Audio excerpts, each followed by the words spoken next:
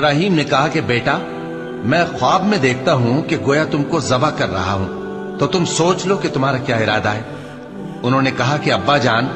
جو آپ کو حکم ہوا ہے وہی کیجئے، اللہ نے چاہا تو آپ مجھے صابروں میں پائیے گا۔ اس طرح جب دونوں نے حکم مان لیا اور باپ نے بیٹے کو ماتھے کے بل لٹا دیا،